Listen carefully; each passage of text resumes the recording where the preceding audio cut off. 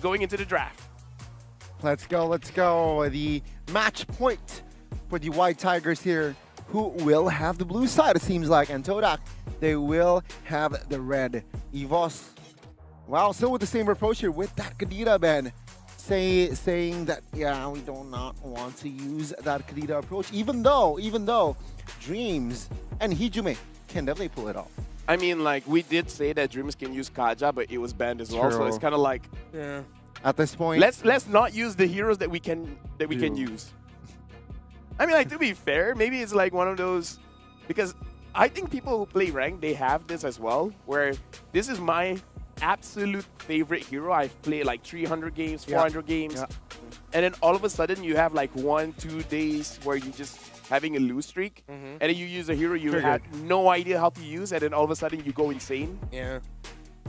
I don't know. Is there a phenomenon? Like, I don't know. Sometimes you just have to shake things up. True. Yeah. Maybe he's bored using the maybe. Kadira. Yeah. I don't know. For me, it's definitely boredom because ADHD, right? Yeah. Okay. I like how you're handling that, by the way. Yeah, it's just that every single time I play a ranked game, I have to change my heroes. I can never chase those MMRs. Oh, you can never spam one hero? Yeah, like at most 3 games. And then 4th game, I'm like, guys, could I, like, you know, just change? is there a cooldown on that, meaning the next day you can pull off the 3 no, heroes? like after 3 or 4 games, I can use that hero again. Oh, Okay. the more you know about Lafell. Yeah, new fun fact we learned about it. So that's something we have to consider when we play ranked with him.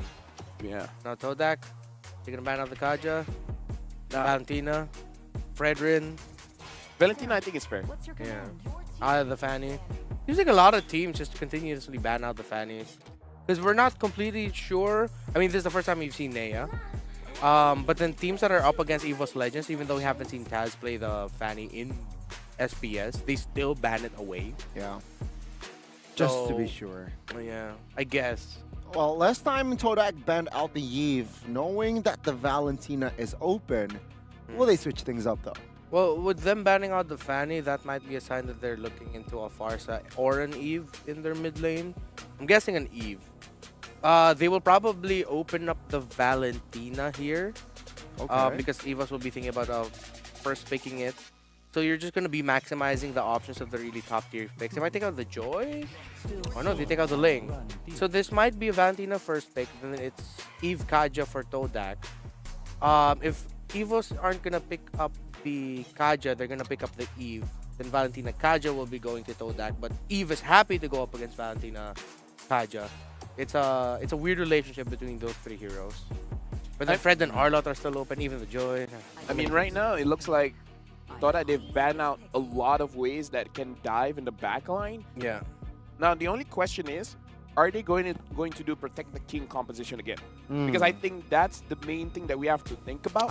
If they're going to, you know, create this whole composition, now that the Valentina is there, it kind of feels bad for you to get a healer on your team. Yeah. Because you're healing the opponents as well. Yeah. So I think they pick up an Eve here, a more traditional roam pick. And then eventually maybe the 3rd pick later on will be a Melissa or a Brody. One of those 2. And that'll be their new king that they're going to be protecting this time around. I mean, the Brody is a coin flip, right? Because if you're able to drop the first turret, let's say below 5 minutes, and then you just keep on snowballing there, it looks great. We don't even have to talk about that anymore because it's a Beatrix first pick alongside with a Paquito. I mean, what Todak is saying is probably right. You know what, Fluffy? Too much of a nuisance than that first game. Got the MVP as well. So let's take that away. Give it to Formaze, and the Kaja this time will not go into the second phase. It will fall to the hands of Dreams. Perhaps, you know what? Pick up the Claude here for Brand. Banned. Yeah. It's banned. Oh, the ban. Oh, you're right. Yeah. It's banned. Maybe so Melissa? Claude. Yeah, most likely. Or with that in mind, I think. Oh, wait, the carry as well? Right? Carry the carry is open. But there's not enough pieces right now on the board to warrant the carry pickup. Ooh, might be an Esme Gold lane. It's a flex. But that's already 3 magic damage sources. Yeah, it might be XP to go up against Paquito. It's not... Well, we've seen the inverse. We've seen a matchup where Esmeralda completely destroyed Paquito in lane because Paquito generates a lot of shields and Esme doesn't care. But somehow we've also seen a mashup earlier in the challenge season where a Paquito just got to outplay an Esmeralda with really fast wave clearing, and the Esmeralda would hit some, and then the Paquito's way more active in the map. It's going to be interesting to see which version of the Esme versus Paquito matchup we're going to be getting this Definitely time. a skill matchup. Yeah. It's not too clear on paper. Yeah. It's one of those things where it's really down to the player. It's like a fightable match, but not necessarily winnable. And now the Boxer has been picked up. Also kind of unsure where he's going. I feel like it's jungle, right? It's EVOS. jungle and... Oh, wait, no, it's Todak. Yeah. Whoa. Todak. Yeah, jungle. Good addition, though. I mean, it has dominance ice in his passive, right? So perhaps it will help here going up against Esmeralda. For fast rotations, fast clear as well. Yeah. They're banking on that early game with Yeah, Baksha and Paquito. Well, it makes sense because all three of the heroes in EVOS Legends all have regen one way or another. Yeah, but like, if it's like a EXP Esme, wouldn't it make more sense to have Boxer EXP as well?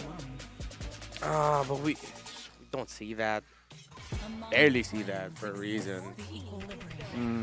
Very rare, but maybe this I mean, there was a time where that happened, no? Yeah. Yeah, there was a time. There was a time where Baksha was I a can't strong remember. option. I'm trying to remember which season was it, but now the carry as well as the 1-1 has been banned out.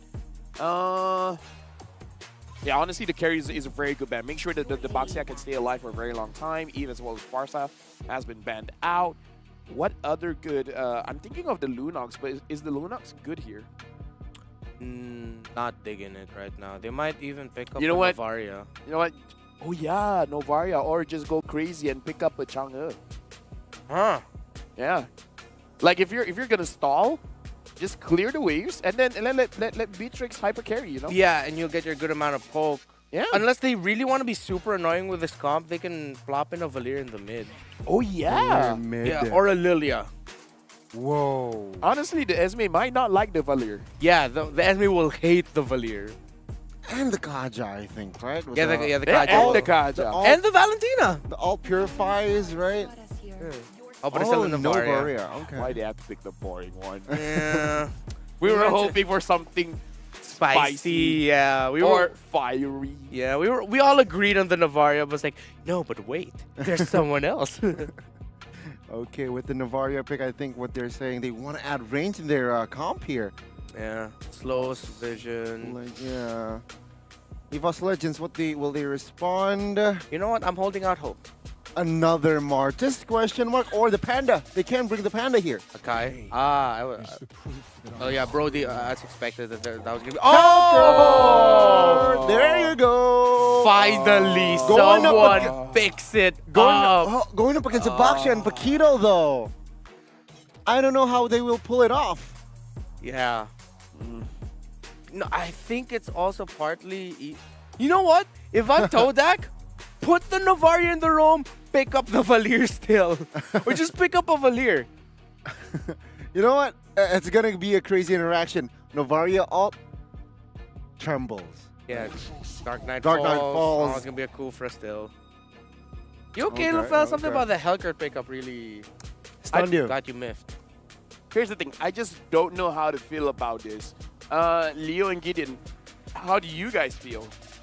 The way EVOS Legends drafted is a clear statement of let's just finish this. Let's just get it done. Right? I felt the exact same way. I'm with LaFell. I don't know how to feel about the Hellcurt overall. I love seeing Paquito. It's great to see Novaria once again, but still, we were even theorizing of all the potential spicy picks that they could have gone for. Yep, there were so many counterplays and maybe slightly off meta choices that would have solved these problems going into the Land of Dawn, but tis but what it is, all right? Todak are looking to go to Game 3, but EVOS Legends might just go ahead and run him through. They have the potential to do that, but it takes two to tango. He's Gideon, I'm Leo. We're about to head into game number 2 here. Once more, EVOS Legends sitting at match point. And for all of y'all who just joined us, Game 1 was actually quite the slobber knocker. It went, what, 20-something minutes? Yeah, honestly, we were expecting it to finish relatively quick considering how big of a snowball EVOS Legends developed, but man, Todak pulled it back, and let's see whether they can actually bring it to a Game 3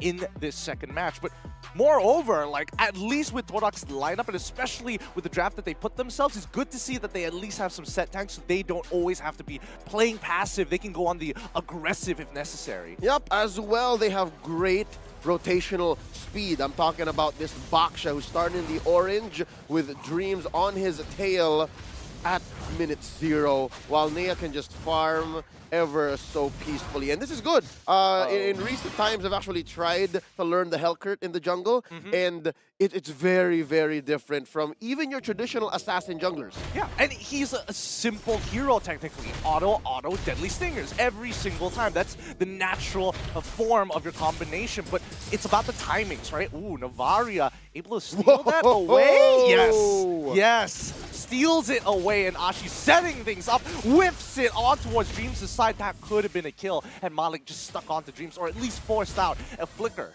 Yep. Quick look at our emblems here. So far, that's 2. Count it, 2. Oh, wait!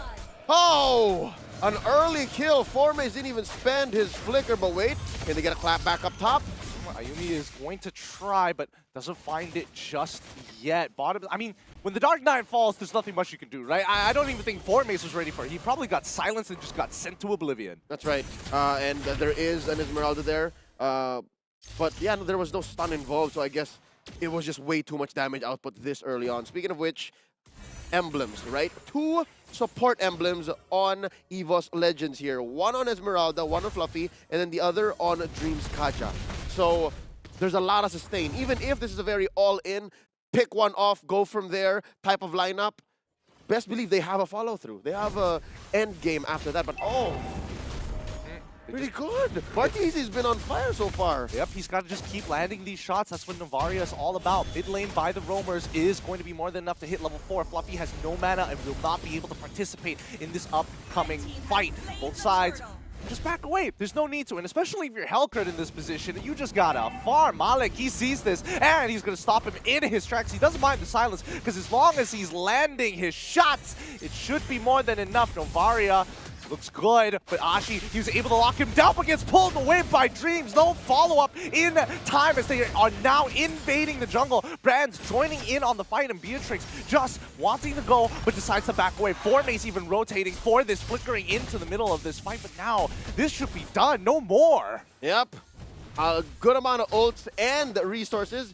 Battle spell spent on Formaze and Ashi for a good amount of nothing. So at least it was a gut check of how willing Todak is to step up in the early game to avoid that snowball, to avoid them going so long and entering the fatigue zone wherein they could actually just take the mid game. So even Malik is risking it. He's risking it for the biscuit. He's at what, a fifth of his health and still taking buffs. Yeah. So that means we can't lose the same way we lost mid and early last game. We gotta be on the board as soon as possible, just the same. Exactly, and I think more so, I think they've recognized the habit of Dreams just hovering around this side of the map, the top side, just to make sure that Brand's is okay. Ashi finally landing a shot, and this time Dreams doesn't stand a chance. Whoa, Malik, he's gotta chase him down. Oh, Nia, he's able to block the shots, but Malik, he walks right around and it pulls him underneath the turret. Dreams is willing to die for it, but so is Malik. And finally, they trade back a jungler for a roamer. Good trade. I'd say that was worth it, but it could have still even been Dream surviving, right? Best case scenario. But here, I think EVOS Legends are getting a little quick, and now Hijome caught out a little too far. He survives. Formaze. Every single time you see these engagements happening, you're seeing that Formaze, he's running up the map, and he's running up fast. Turtle spawns, and now priority given over. Oh, actually, priority is a little 50-50 here. Ain't no pull. It's Fluffy first, but I wonder if they see Formaze. Do they know? Oh, spotted. Yeah, but Formaze is going to get silenced in Dreams. He might just look for this target to pull. Fluffy is going to lock him down, but Formaze gets to walk away for free. He wants it, but Formaze hops over the wall with a jab. He should end up falling. Finally, Fluffy is going to be able to secure the kill. Man, Fluffy deals so much damage. He just picked up the book after that kill. And now, with a man advantage, Todak don't want to force this turtle despite scoring the first. And now it's EVOS Legends who have priority. EVOS Legends with a very slight pull and a clean take going over to Nia. With all of these blunders, it's now starting to surmount. Like, Nia is currently 2 levels ahead of Malik, and Malik is the one playing box here. One of the more oppressive, highly invadey style junglers. Formaze now getting dove by all 3 members, and it's good, even with the Divine Judgment, giving that kill over to Nia, not even having to use his ult. Yep. They didn't get to juggle much of the turret aggro, but a kill is a kill. They got away with what they needed to do. And with that, we have a moment to understand the tempo. We're approaching the post-laning phase, and we're already looking at 4-1. So not as much of a snowball for EVOS Legends this time around, but just the same, it's very difficult. And as you mentioned, this is problematic, given that Malik's Baksha should be taking control of the jungle, should be getting whatever he wants, farming up much, much faster than Nia's Hellcurt. But that's not quite the story, because Nia's Hellcurt is up now by 1,200 gold this early on. And I'm not even talking about EXP, still 2 levels. 2 levels alone. And honestly, amongst the junglers, it's annoying that you can't win those retribution battles, but I think it's more detrimental to the side laners, like just how we saw Formaze get dove. Expect that to happen on the top side of the map against the Beatrix. So I don't know, but Ashi, he's got to be extremely, extremely careful with his positioning, right? He not only needs to engage, but he needs to give important vision for the rest of the team. But what this does for the side lanes, as you mentioned, right? Is since there's so much priority on the jungle and how fast and how big that gap is, Brands isn't farming up as hard. Brands is actually behind Ayumi by about 200, 300 gold. So maybe, just maybe, Todak can hedge on that fact that maybe this is our strong side, and that's what's happening right now. Yeah, but they're going to make the attempt 3v3 on that top side with Fluffy just running up with the bottom tier 1 already broken.